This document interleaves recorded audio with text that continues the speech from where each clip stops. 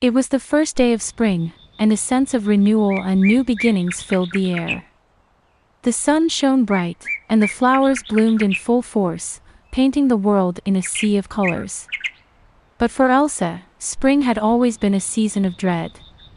Ever since she was a child, she had experienced strange occurrences during the spring months. Whispers in the wind, shadows darting across her vision, and a feeling of being watched haunted her every year.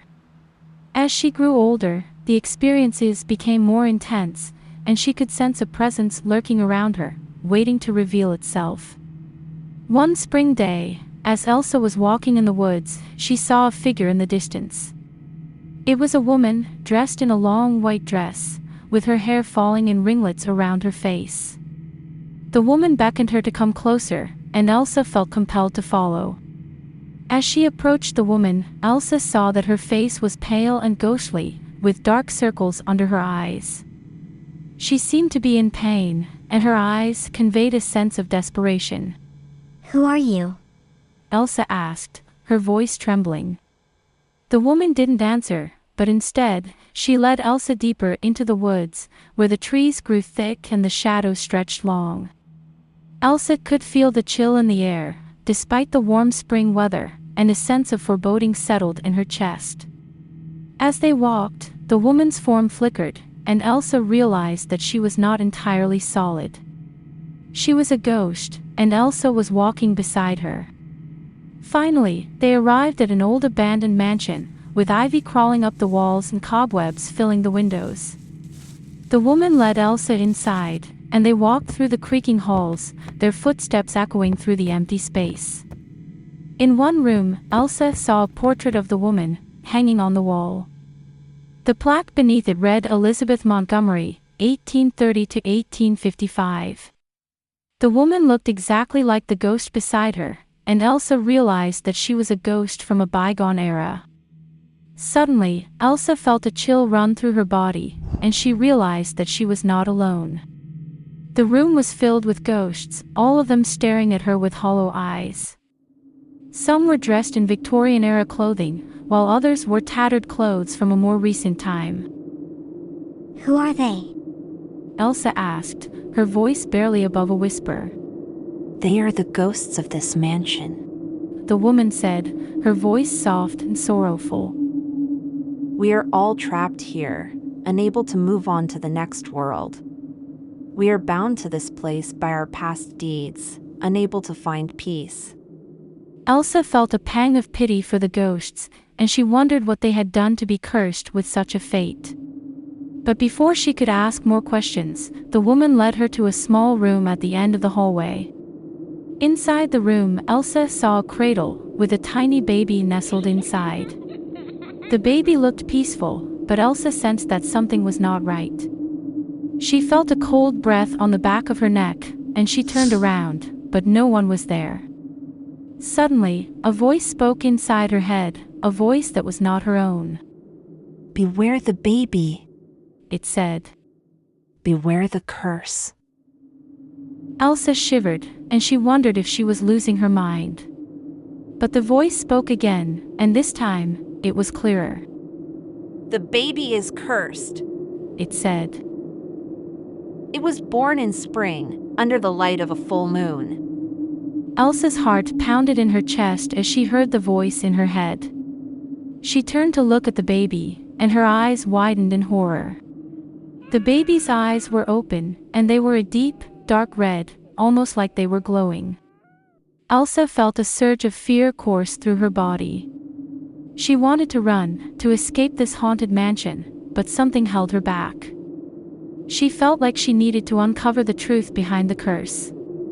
As she stared at the baby, she heard the sound of footsteps coming down the hallway.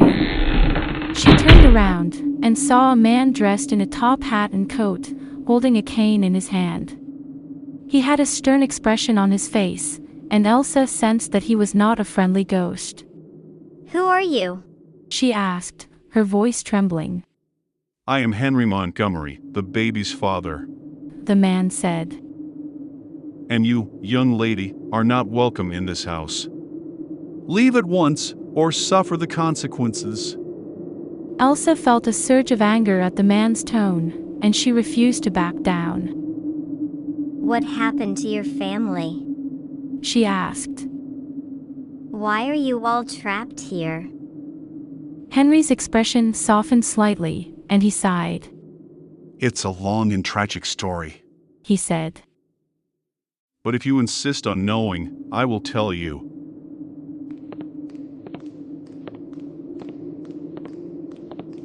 He led Elsa to a sitting room, and they both sat down on a dusty sofa. Henry cleared his throat and began to speak. Elizabeth, my wife, was a beautiful and kind woman, He said. but she was cursed from the moment she was born. Her mother died during childbirth, and the midwife who delivered her was a witch. She put a curse on Elizabeth, saying that she would never find happiness, and that her children would be cursed as well. Elsa listened, captivated by the story. She had never believed in curses or ghosts, but this mansion seemed to hold a power that was beyond her understanding. Elizabeth and I fell in love, and we got married. Henry continued.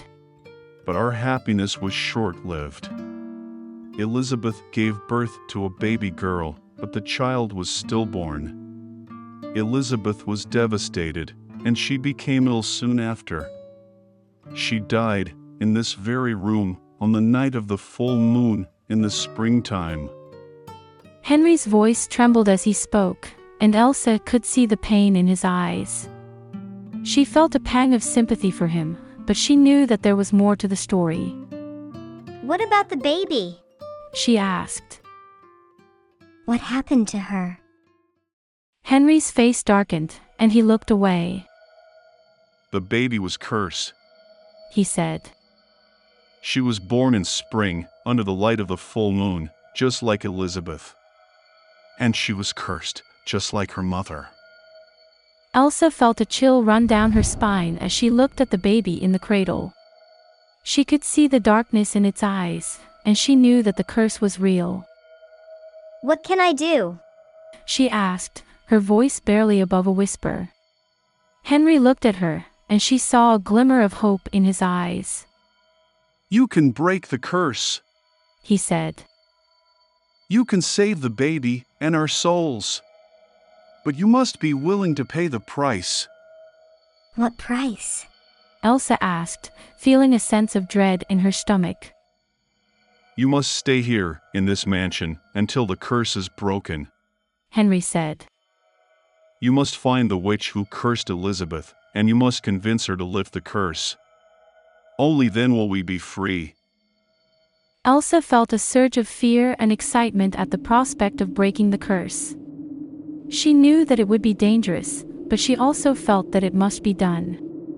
Elsa agreed to Henry's request, knowing that it was the only way to break the curse and free his family's souls from the haunted mansion. She spent the following days exploring the mansion, looking for any clues that could help her find the witch who cursed Elizabeth. One night, Elsa was sitting in the sitting room where Henry had told her the tragic story of his family. She was reading an old book when she heard a strange noise coming from the hallway. She put down the book and got up to investigate. As she walked down the hallway, she felt a chill run down her spine. She knew that something was watching her, but she couldn't see anything in the darkness. Suddenly, a gust of wind blew past her, extinguishing the candles that lined the walls.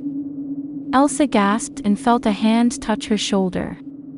She turned around, but there was no one there. She heard a whisper in her ear, and she knew that it was the witch who had cursed Elizabeth. Leave this place! The voice hissed. You cannot break the curse! It is too powerful! Elsa refused to back down.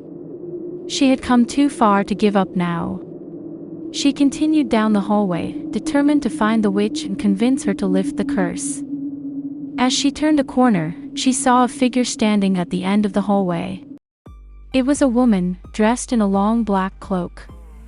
Her face was hidden in the shadows, but Elsa knew that it was the witch. The witch cackled as she saw Elsa approach. You foolish girl. she said. You cannot break the curse. It is stronger than you. It will destroy you. Elsa refused to be intimidated. She stood her ground, and she spoke with conviction. I know that you cursed Elizabeth and her family, she said. but I also know that you have the power to lift the curse. Please, I beg of you, help me free their souls. The witch cackled again, and she raised her hands in the air. You are a brave girl, she said. but you do not understand the power of the curse. It cannot be broken. It can only be transferred. Elsa felt a surge of fear as she heard the witch's words. She knew that the curse was dangerous, but she didn't want to give up. She had come too far to fail. What do you mean? She asked, her voice trembling. The witch pointed at the baby in the cradle. If you want to break the curse, you must sacrifice something of equal value. She said. You must give up something that you love, something that is important to you. Elsa felt a lump in her throat as she looked at the baby. She knew that it was innocent, and she didn't want to hurt it. But she also knew that it was the only way to break the curse and free Henry's family from the haunted mansion. She made her decision, and she walked over to the cradle. She picked up the baby, and she looked into its dark, red eyes. She knew that it was a difficult decision, but she also knew that it was the right one. The witch cackled as she saw Elsa holding the baby. You are a brave girl, she said. but you are also a foolish one. The curse will destroy you, just like it destroyed Elizabeth and her family. Elsa closed her eyes, and she whispered a prayer. She knew that the sacrifice was necessary, but she also knew that it was painful. She felt a tear roll down her cheek, and she knew that it was the last tear she would ever shed. As she opened her eyes, she saw the baby's eyes change color. Elsa watched in horror while the baby's eyes turned a deep shade of red, and it began to squirm and cry. The witch let out a high-pitched cackle, and suddenly, the room was filled with a thick, dark fog. Elsa stumbled backwards, holding the writhing baby in her arms. She felt a sharp pain in her chest, and she realized that the curse was taking hold of her. She gasped for breath, feeling as though the air around her was thick and suffocating. The witch's cackle echoed through the fog, and Elsa heard a chorus of ghostly voices. She couldn't see anything, but she could feel a cold breath on her neck. She knew that the spirits of Henry's family were surrounding her, and she could feel their pain and suffering. Suddenly, the fog cleared, and Elsa found herself standing alone in the hallway. The baby was gone, and she was holding a small wooden doll. She looked down at the doll, and she saw that it was carved to look like the baby. She felt a wave of relief wash over her, and she knew that the curse had been broken. She looked around the hallway, and she saw that the mansion was filled with light. She knew that the spirits of Henry's family were finally at peace. Elsa left the mansion, feeling drained and exhausted. She knew that she had risked everything to break the curse, but she also knew that it was worth it. She had saved the souls of Henry's family, and she had shown that even in the face of darkness, there was always hope. Years later, Elsa returned to the haunted mansion. She found it transformed into a bright and welcoming place, filled with the laughter of children and the warmth of love. She knew that it was a testament to the power of hope and the strength of the human spirit. As she walked through the halls of the mansion, she saw the ghostly figures of Henry's family. They smiled at her, and she knew that they were at peace. She felt a sense of joy and contentment, knowing that she had helped them find their way home. And as she walked out of the mansion, into the warm spring sunlight, she knew that she had done something remarkable. She had faced the darkness and emerged victorious, and she knew that she would never forget the lessons that she had learned in the haunted mansion.